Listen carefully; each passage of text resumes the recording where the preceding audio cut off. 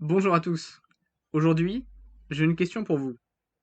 Cette question, c'est de savoir si Jean-Luc Mélenchon sera notre prochain Premier ministre. Pour comprendre le débat, il faut savoir dans quel contexte on se trouve. Nous sommes aujourd'hui entre les deux tours des élections législatives. Et puisqu'on parle d'élections législatives, il faut comprendre leur objectif. Leur objectif, c'est de faire élire 577 députés à travers la France métropolitaine, les Outre-mer, mais également comme représentants des Français de l'étranger. Ces députés, ils ont un double ancrage. Un ancrage local, puisqu'ils doivent représenter ceux qui les ont élus, et un ancrage national, puisqu'ils ont la mission de voter des lois. Et c'est là que nous pouvons parler du stratagème fin politique de Jean-Luc Mélenchon. Jean-Luc Mélenchon, avec son union des gauches, espère recevoir la majorité des votes et donc avoir la majorité à l'Assemblée nationale. Il souhaite donc transformer dans la vision collective ces élections législatives qui ont à la fois un ancrage local et national en élections pour élire le Premier ministre. Mais c'est un petit peu plus compliqué que ça. Pourquoi?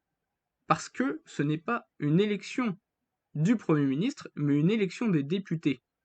Et ça, c'est pas moi qui le dis, c'est la Constitution. En effet, l'article 8 de la Constitution de 1958 dispose que le président de la République nomme le Premier ministre et qu'il met fin à ses fonctions sur la présentation par celui-ci de la démission de son gouvernement. Le cadre constitutionnel est donc très clair. C'est le président de la République, ici Emmanuel Macron, qui décide, un point, c'est tout. Alors, comment comprendre que Jean-Luc Mélenchon puisse espérer être nommé Premier ministre? Eh bien pour ça, il y a quelque chose à retenir de ce que Manuel Bompard, porte-parole de Jean-Luc Mélenchon aux élections présidentielles de 2017 et de 2022, peut nous dire. En effet, il dit, et c'est intéressant de noter le ton sarcastique, si Bonhomme, donc Bonhomme s'est adressé au président de la République, il ne faut pas trembler, si Bonhomme, tu vas le nommer. Et ça, c'est intéressant. Pourquoi?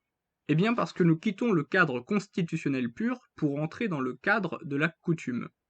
En effet, en 1986, François Mitterrand, devant la défaite de son parti aux élections législatives, va nommer Jacques Chirac, chef de l'opposition, Premier ministre. C'est une forme de jurisprudence politique à partir de laquelle les cohabitations qui suivront donneront lieu à la nomination du chef de l'opposition. Il y a donc deux strates. Il y a une strate constitutionnelle et une strate de la coutume.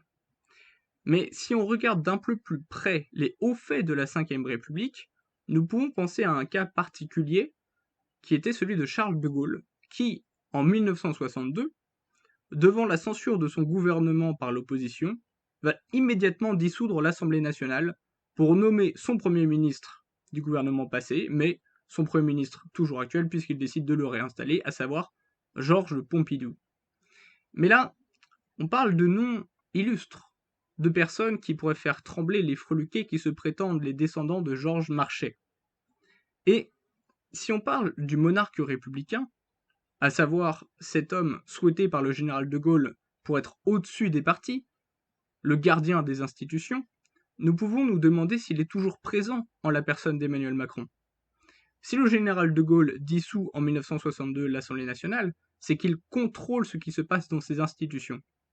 Les pouvoirs sont toujours les mêmes. Emmanuel Macron pourrait dissoudre l'Assemblée nationale. Il a d'ailleurs un pouvoir de blocage quasiment total. Il peut dissoudre l'Assemblée nationale, mais il peut aussi, s'il est en période de cohabitation, refuser de ratifier les traités, de les signer. Il bloquerait alors tout. Mais le serait-il capable? Du moins, ce qu'il faut retenir, c'est peut-être qu'il ne faut pas s'inquiéter d'une éventuelle cohabitation.